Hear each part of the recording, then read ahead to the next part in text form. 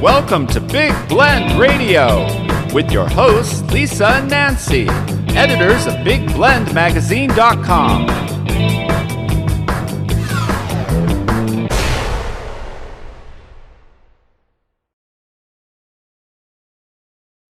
Well, who let the dogs out? Everybody, welcome to a Big Blend.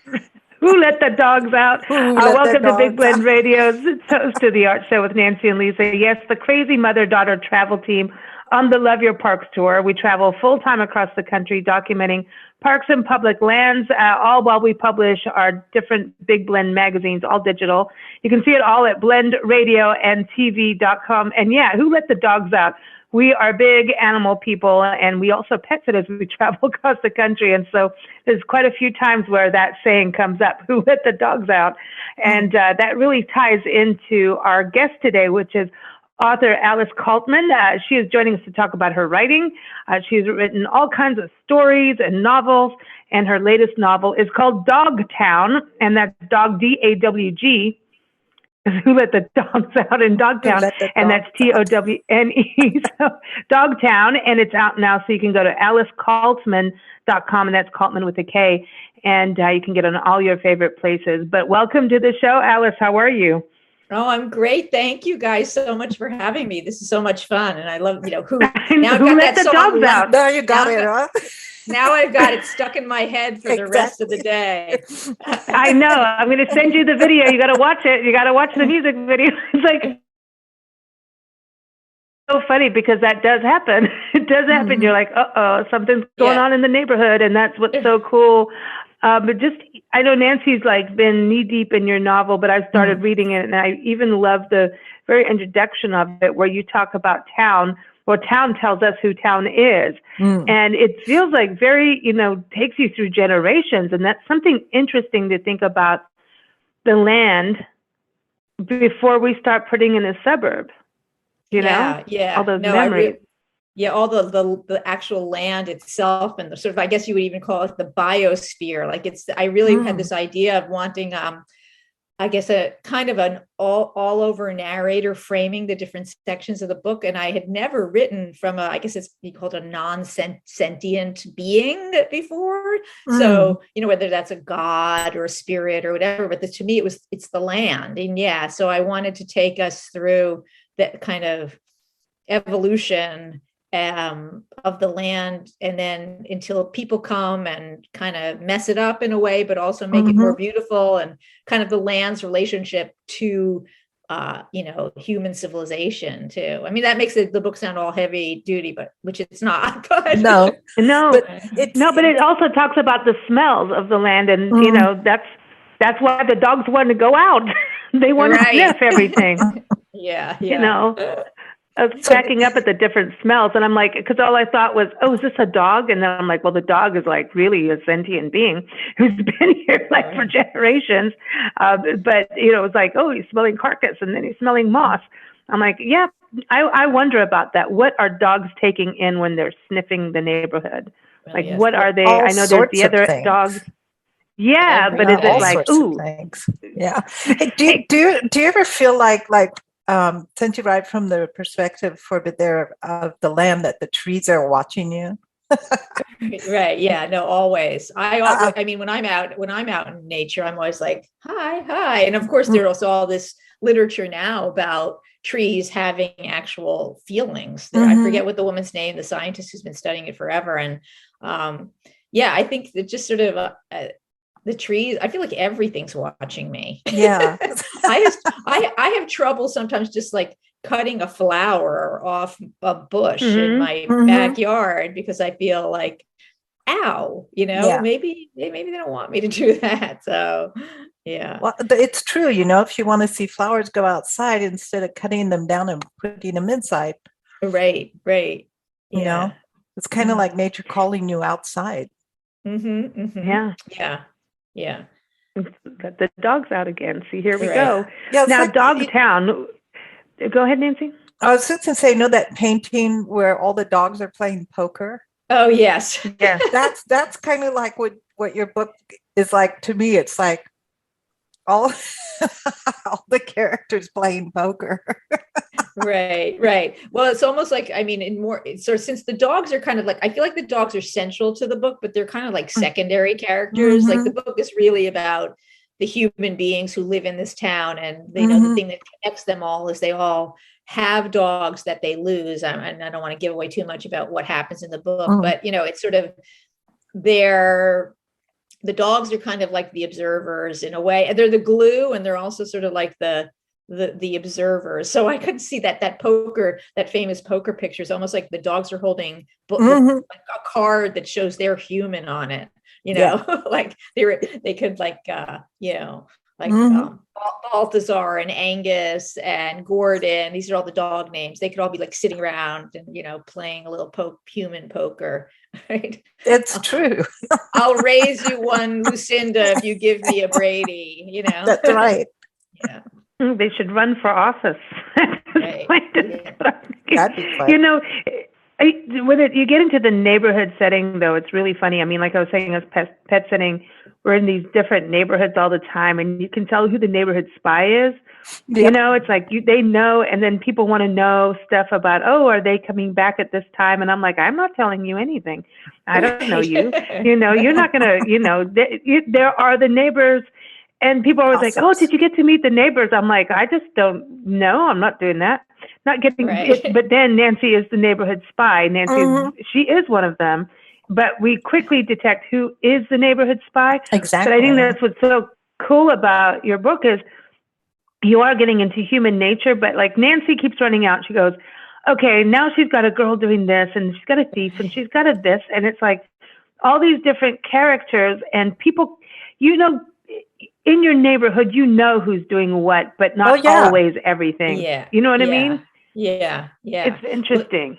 Well, that was also one thing I wanted to do by creating a sort of a narrative with so many different perspectives, which some people, like what I've heard from readers is at the beginning, they're like, whoa, there's so many characters in their book. I think it's 6 different points of view, but maybe 6, including Towne. But like after the first couple of sections, they get used to the rhythm of, okay, now we've got the perspective of Lucinda. Okay, now we've got the perspective of Abe. Oh, now we're with Patty. And it kind of repeats in exactly the same pattern for each section. And it is kind of like, it is like I'm the neighborhood spy. Yeah, you are. Go into all those different people's lives and how they intersect but don't intersect, and how they don't really even realize they're intersecting until a certain moment in time in the book. So yeah, I mean, and I didn't grow up in a suburb that's exactly like Towne. My town was a little bit bigger. I mean, I guess it would be like the way they talk about, what do they talk about? Oh God, what do they call it? Village, like Village is cooler. Like Village has a fancy cafe and a Peruvian restaurant, whereas Towne only has like ye old bake shop or something. So like my town was more like the upper crusty, like more sophisticated version. But to me, like Towne is very much just it's like a bedroom town. Community. Yeah. And I'm also sort of fascinated also, like you talk about the land and country and rural communities and cities and suburbs. Again, it isn't a book about nature, but to me, in a sense, I've always been fascinated with the development of suburbs in the United States and now all over the world. I mean, I don't know if we were the first ones to develop them, but so many more people live in suburbs now. And we talk about suburban sprawl, and like towns are kind of taking over. Like I think probably more people live in suburbia than any other kind of community in the country. So it's fascinating to me how well, it is. I mean, with us traveling, we see that happen, and it's kind of like where we are right now in Seattle is really cool. This very historic neighborhood, and you can feel the history here, and it has character and plants that have been here for, trees that have been here for decades, So that even the birds that keep returning is the same generation of bird family over the years. Yeah. So you can imagine like all these, this is like a neighborhood. And then you'll go, then because the other neighborhood we were in Seattle is kind of that same historic, charm, and, it just has that. And, walking dogs, you really do get the scoop of the land. Right. You see who's walking out of that house at 6 a.m. Was he there all night? You get all of that stuff. But there is, across the country, we're getting suburbia, but it's also these, mini villages, like you're saying, these mini towns of, okay, well, the big box names are moving in with this development, and everybody looks the same. Yeah. It's, little boxes on the hillside. Yeah. Or big boxes on the hillside.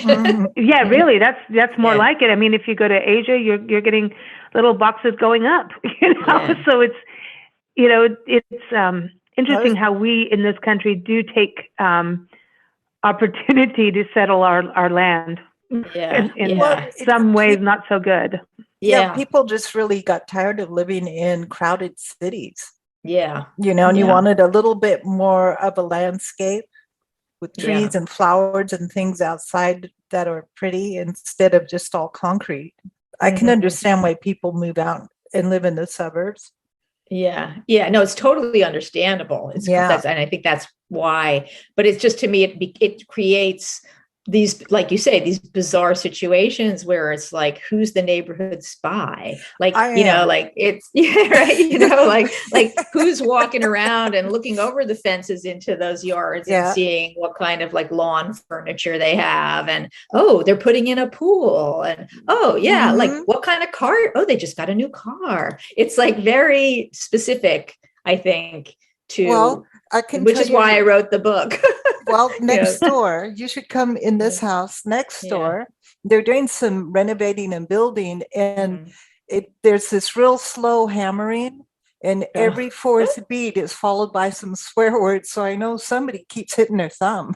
That's great. What led you to the world of writing?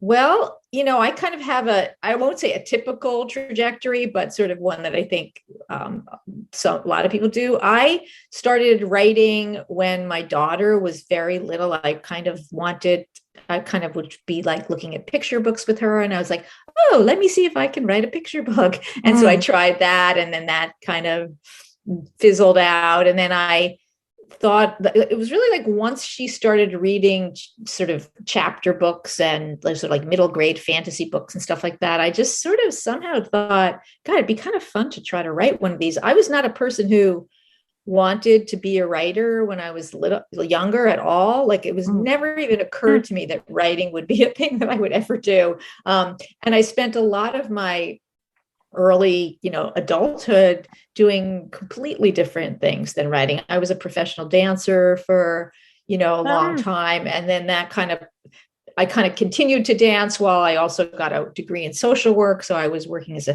therapist while I was still dancing. And then I had my daughter and, so I kind of like very much sort of like each of my careers has folded into the next. And writing, I really didn't start writing until I was like writing novels until I was like about 45. So I'm a late bloomer. And I wrote for kids. Could be gathering information. Yeah. No, the good thing about having come to this career late in life is I have so much less, I guess I won't say less invested in it, but I don't have like unrealistic expectations. I'm just thrilled. Like I'm thrilled by this opportunity to talk to you guys about my books and my writing. And, when someone who has no agenda whatsoever reads one of my books and tells me how much they loved it, it's like the best feeling ever. It's like as good as if I got some like big, I'd love to get a big like New York Times review for one of my books, but it's sort of, it kind of reaffirms that writing is about communication. It's not like you're a writer because you want to sit in like some room and just write. You want to do it in order to communicate and share with people. So I kind of like don't have any big, dreams that have been, kind of dashed or anything or unrealized, the way I think some younger writers get this sort of, who people have wanted to do it forever and ever. Just so, I mean, there's so much rejection in in the literary community. I mean, like, it's even, I mean, and even more successful writers than myself will talk about it. It's like, people think, oh, you've got like 4 books published, you must be like, living the life and super happy. And like, I send stories out now. I get rejections on a daily basis. It's like part of the deal. But for me, it doesn't really bother me. Whereas I think for younger writers, it can be very, very frustrating. Yeah, it's also because writing is so intimate and personal. It's like same as music, it's like you kind of wear your heart on your sleeve in a way, even if it's not writing about anything about you. It's, there's always some part of the author in there somewhere. Yeah. And it's a craft, and you're putting yourself out there. So it's really difficult. And we do, every first Friday, we do a radio show covering artists who are residents in national parks, and they get to stay there through the National Parks Arts Foundation for a full month. You should do it. Go and gossip and get national park gossip, but they go for a full month and get to create. And they talk about the whole process of, applying and, doing the submission, and like, just keep applying, because, it's just about having the right match at the right time. Exactly. Really, at the end of the day. It's that you've got to look and say, oh, could have I done something better? What did they want? Maybe it just, and if it's not a good match, why be there? Yeah. It's a little bit like, if there's so many writers and so many great books and so many great unpublished manuscripts. And I kind of liken it to, it's like a needle in a haystack. Finding an agent is like finding the right needle in the haystack. That's a whole other story. That's a whole other podcast. But it is really, like, for myself personally, because I'm older, and I've gone through, like, I've had other careers. It's like I'm just very grateful that my entire identity is not fully invested in just this thing. And I've lived so much life that I'm kind of, it's a little bit like I've got that gimlet eye, like a little bit like, let me tell you, young person, don't worry so much. But it's true. Yeah, I used to make a living painting. Oh, cool. Dog portraits and pet portraits. And pet portraits. And all kinds of paintings. And you'd have an art show, and you would be standing right there, and people would basically give their opinion and criticism of your painting. Right. And when you sold one, you're like, yippee, yay, I can paint another picture. Yeah. But then there were the other ones who were very, very critical, and you were like, this breed is not that way. Yeah, and it's like, oh, the eye should be absolutely equal. And I'm like, well, not really. Right. Oh yeah. Yeah. Have you looked at your face? No. Yeah, nice, Lisa. Sorry. I know. Well, no, because but it's really fun, because doing these paintings as a kid, I actually sold her artwork. She'd paint and do demonstrations and things, and it was really interesting, because you could tell when people were going to buy or not just by their body language. You could tell, you could tell so much. I mean, you learn psychology through this and through people, and going to dog shows and cat shows. Cat shows, I'm sorry, but the cat shows are like they're hysterical. They're a whole other thing. Dog shows, horse shows, I mean, the whole thing, like the Mink and Minier set, and then the dog shows, though. Seriously, I mean, there are times that we both had to run to the bathroom because we got the giggles. And I'm not knocking the dog shows. I'm just saying, if you've seen Best of Show, you're done. Oh, my God. Yeah. No, that's like, I just recently watched that movie again on a plane, and I was just like cracking up out loud. And like, all these people around me were like, what is she watching? Yeah. All those cultures are so bizarre.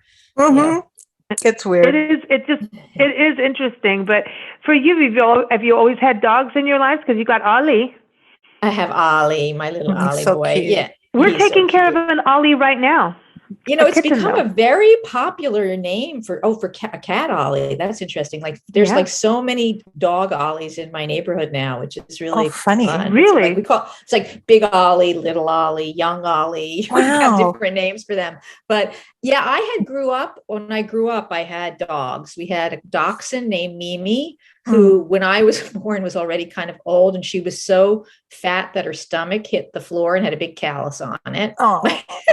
My parents grew up in Williamsburg, Brooklyn, which is a very urban setting, and they were not like pet people at all. I don't think when they moved to the suburbs, I don't think they really knew what they were getting involved with. Like, oh, let's get a dog. But she was lovely. But then she died, and then we got a Labrador Retriever named Diablo, who was a sweetie, and he lived for a really long time until I went away to college, actually. And then as a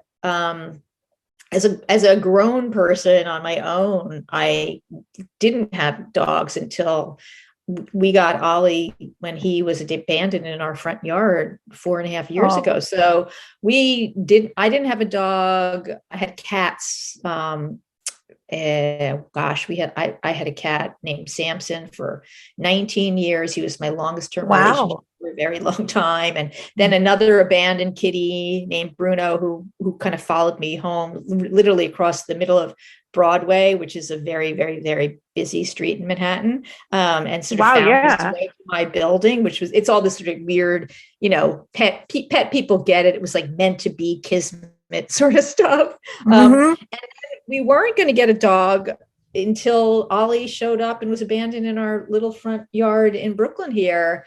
And now he's so much a part of my life. I can't imagine. I was like, why didn't we do this sooner? One of the reasons you'll appreciate this though, Nancy, like one of the reasons that we didn't get a dog was that my husband is also an artist. And so he really worked at home for, while I was kind of going out to office situations more when our daughter was little, and he was like, we can't get a dog because I'll be the one who's stuck walking him all the time, and he'll wreck up my studio, and it'll so he really didn't want to.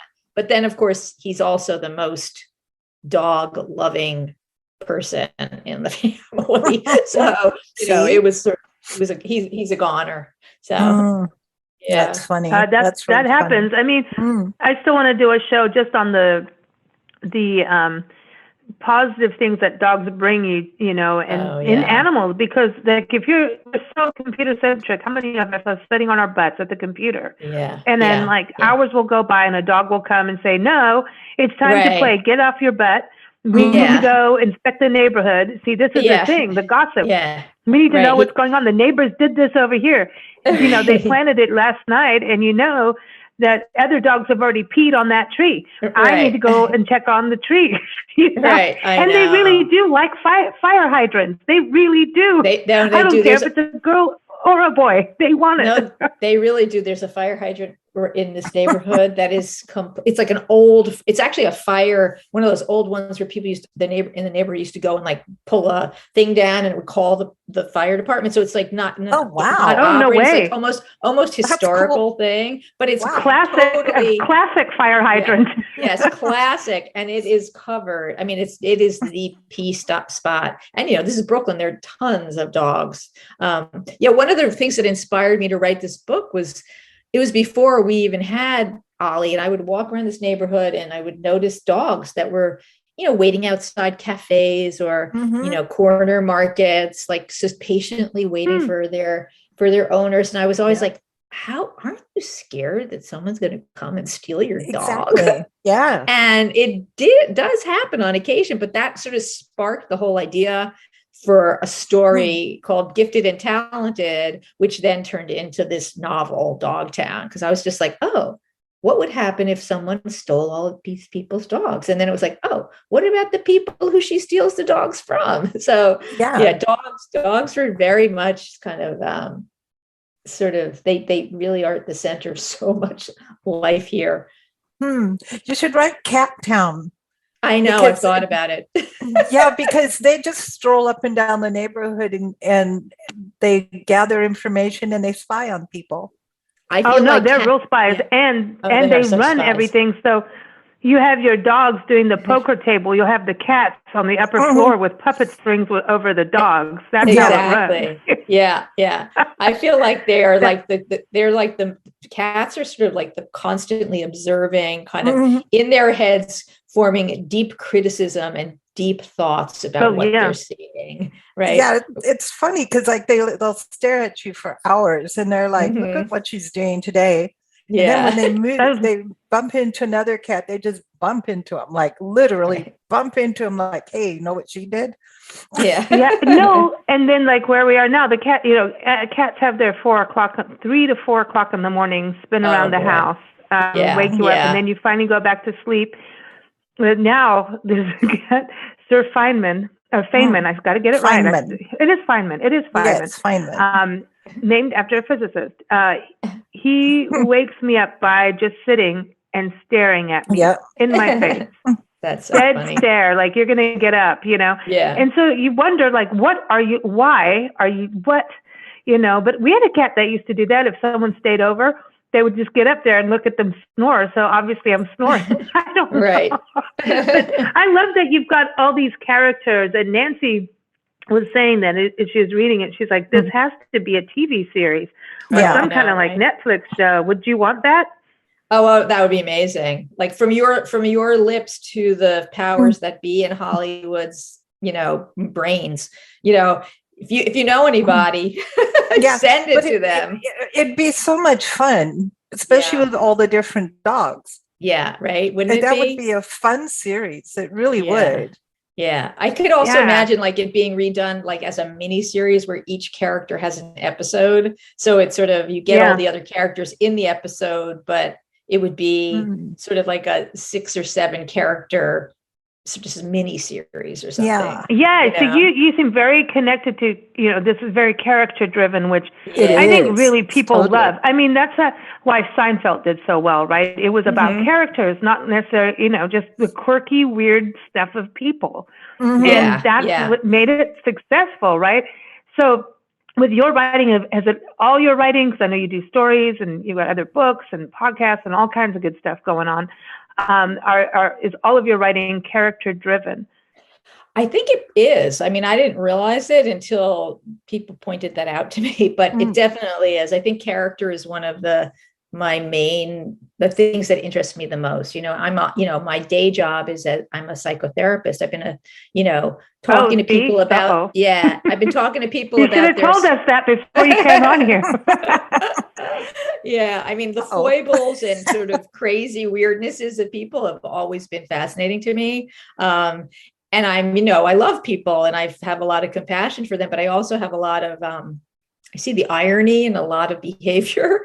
So I think that is where I love writing about it. I think that sometimes people have said about my writing that it's sort of, I'm like kind of, it can be a little bit like black humor, which is a weird term, but it also I'm always seeing the kind of soft underbelly to people and have a lot of, like I feel like Dawg Towne is about love and finding connection and meaning for all these people who are sort of lost and they kind of find themselves in a way throughout the course of the book.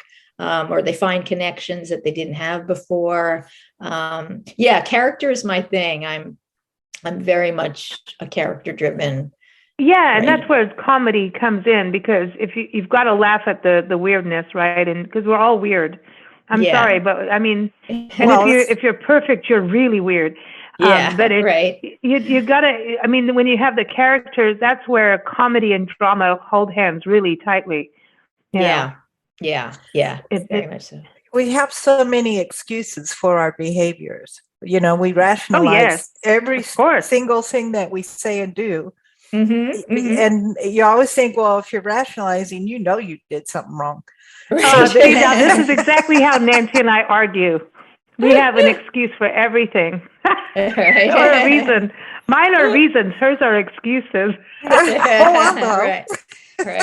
I'm just kidding. Gosh, no. But that is it. That is exactly how life is. And just peeking into a neighborhood. I mean, we all love that. I mean, it's just, and to add in the dogs, I love that part too. And I was also reading that you did some fundraisers as well for an animal rescue fund of the Hamptons. Yes. In That's fact, so cool. We did stuff for the Animal Rescue Fund in the Hamptons, and now while we're recording this, we're in the middle of a fundraiser for a dog rescue called Barks of Hope in Rincon, Puerto Rico. So $4 of every copy of Dawg Towne we sell till the very end of April, which is I guess it is April 30 or 31 days. I can't even remember. Oh, anymore. You got one day, everybody, because this airs on April 29th. Yes, everybody who's listening, go order the book today or tomorrow, because you will be helping all these incredible dogs that, I mean, they need it so badly. So Barks of Hope is like a real small grassroots organization, and I spend time in Rincon every year, and I'm just thrilled to be able to raise some money for them and sell books at the same time. Yeah. And I love that you're doing this with Puerto Rico too, because it's like our distant cousin that people ignore, you know, and it's like they're there with the same issues, if not more. And I mean, they've gone through so much as part of their their rescue organization, is that also with hurricanes and helping them through that. Because animals really, through these hurricanes, across our country and Puerto Rico, they end up lost. Yeah, it's a horrible thing. It's horrible. Yeah. That I mean, there's already a really significant stray and sort of abandoned dog problem in Puerto Rico, and then the hurricane and COVID, all these things really kind of have increased the problem there. So yeah, it's really, it's gotten better. There are a lot of organizations trying to make a difference there, at Barks of Hope being one. So hopefully they'll kind of get it under control, but very cool. Well, how much fun is this with you? Thank you so much for joining us. I know it's my turn to read. Like now I'm just into town. That at the beginning of it, I'm just like, damn, I have to just sit and sit with that for a bit, because it does, when we do parks, we always go to parks and we see how like developed community parks are, and we're like, there's parks that have Native American footsteps in them, very, very deep, and then you go to all the national parks and everything, and so there's that significant of what land you're walking on. But to do it from the suburb level, to me, is really good, because I always think about that, there's houses that are haunted, and then it's like, oh, who died in the house? And I'm going, no, this suburb could be on an ancestral burial ground and we don't know it. Right. Because us white men just come in and just develop, not think that. And I know they do, look at all of that beforehand, but I think throughout history, there's been a lot of doing that. We had a cat once in one house that we lived in for a couple years, and she would go into this one specific corner and hiss at the corner, and there was nothing there. So we were like, okay, what's up? She would hiss and piss. Yeah. Sorry. There was something really odd about it, so I just always thought, what's underneath this house? Yeah, what's under, and even underneath the ancestral burial ground, what sort of like fossils and bones and what grew? I'm always like, what indigenous plants would have grown? Mammoth. Right. Yeah. Cool. You could be under your house. I mean, Bigfoot could be buried there. We don't know. We don't know. So I mean, Nancy just found out what the Loch Ness monster is a. Oh, they found that out, that there was really a Loch Ness monster, but you don't want to say what it is on air. Oh, I can say it. People are adult. I read this article that this scientist claims that the Loch Ness monster is really a whale penis. Oh, interesting. I know, and that's funny. And there's pictures, and I'm looking. I'm like, oh, well. No wonder they wear kilts in Scotland. Yeah, so, so I'm like, well, maybe. But then I'm thinking, well, that's on top of the water. Is it doing like, is it like floating? Well, come on. Yeah, it's bellying up. So he's belly up. So if he was dead, his penis wouldn't be there. So I got sucked into He was a happy whale. Sounds like you went down. Talk about free. Yeah, really, talk about free Willy. He's sunning himself. I don't know. Oh, stop. Well, Nancy, in Scotland. it sounds like you went down a real rabbit hole there. I did. No kidding. And then she climbed a pole. My And then I God, started no. wondering, like, okay, how big? If you know how big No. a whale All penis right. is, then you know how big the Loch Ness monster is. Right. Okay, so Alice, you have your next book. Right. Yeah. Oh man, are you writing something new? That's we got to ask. Yeah, that. What's actually, next? I do. I actually have another book coming out next November, which is a linked short story collection called Almost Deadly, Almost Good. And it's a linked collection, which is based on the 7 deadly sins and the 7 heavenly virtues. So each story. No way. Loosely kind of has a connection to one of those attributes or non-attributes, I guess. Yeah. Oh, I love this.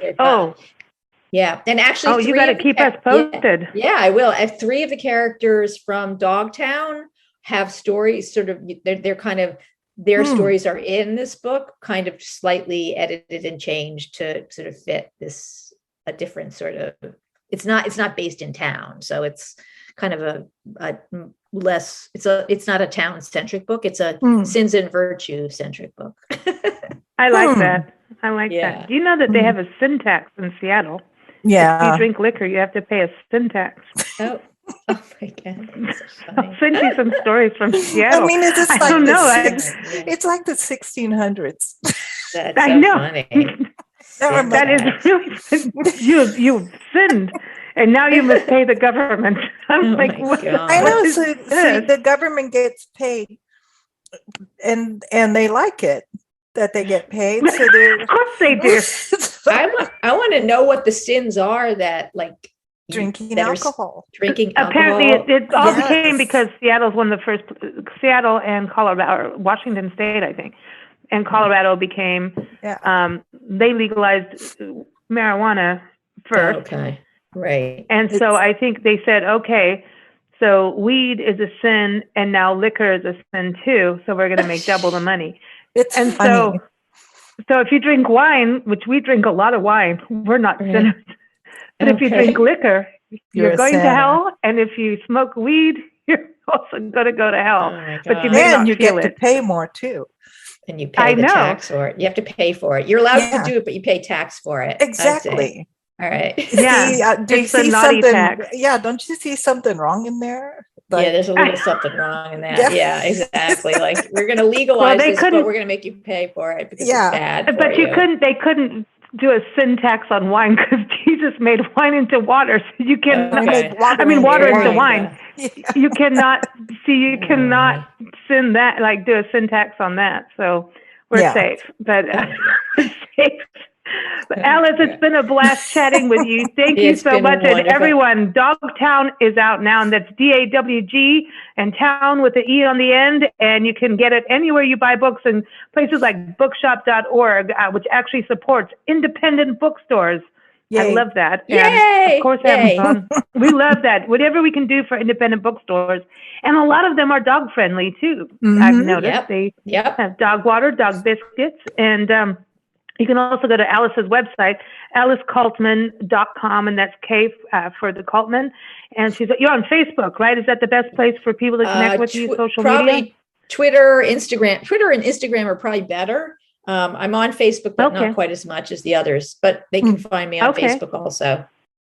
Cool. Yeah. I'll hook up with you on the other two, too. So, okay, great. All right, everyone. Thank you for joining us. Keep up with us at bigblendradio.com. Thanks so much, Alice. You behave. Get a syntax. Who let Alice out? Who let the dogs out?